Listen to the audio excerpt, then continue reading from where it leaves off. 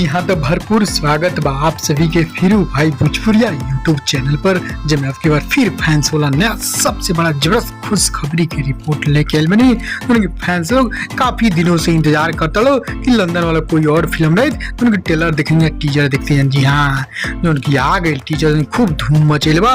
उनकी यूट्यूब पर रिलीज होते होते ही पूरा यूट्यूब के ट्रेंड पे चल रहा बा, सबसे टॉप सबसे हिट। जी हाँ, अभी तो केवल फोटो ही फेसबुक व्हाट्सएप इंस्टा चारों तरफ फैंस लोग गर्दा गर्दा उड़ा दिला बड़। जी हाँ, जे तरी इंतजार लबे सबरी के वो तरी धमाका और कई धमाका के पछाड़ दिला बड़। जी हाँ, तो फिर पवन सिंह जी के एक साथ दो नया हीरोइनों के साथ जो हल्का मचैले बना गर्दा गर्दा उड़ा दिला बना उनकी फिल्म में। जी हाँ, अभी तो फिल्म बाकी अभी तो आप लोग टीजर देखी, जी तो पूरा कन्फर्म आउट हो गई बा। बस पूरा वीडियो अंत तक देखी, सारा कुछ जान से डिटेल्स के साथ। उससे पहले एक और रिक्वेस्ट करें आप सभी के, यदि आप भाई भोजपुरिया यूट्यूब चैनल पर नया बानी जुड़े जरूर सब्सक्राइब करके घंटी ऑन कर दें, ताकि यही तरह के सभी लेटेस्ट न्यूज सब पहले जान दें, कोई न्यूज मिस ना हो। जी हाँ, तो कहल जा पवन काजल के और एक और नया जबरदस्त हीरोइन, तीनों फिल्म कलाकार एक साथ जबरदस्त हल्का मचले बड़ हम मेरा ही प्यार फिल्म के अंदाज में। जी हाँ, यही है लंदन फिल्म के एक और नया ये फिल्म उनकी के टीजर आ गई आ रहल बजी। हाँ, तो आज ही देर शाम के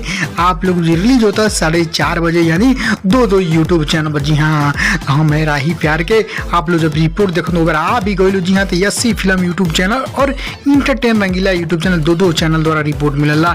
आप सब दोनों चैनल पर जाए जरूर देखिए। यार हल बस 4:30 बजे देर शाम गई दोनों चैनल पर, 4:30 बजे के बाद देखा तो आ भी गई जाए जरूर देखिए। यदि देख ले तो कैसा लगल कमेंट के रिप्लाई करते जब, और खबर के खूब लाइक शेयर करें सभी फैंसों के, ताकि वो लोग भी नया रिपोर्ट जाने। आगे अचानक रिपोर्ट पहुंची एक और नया धमाका खबर।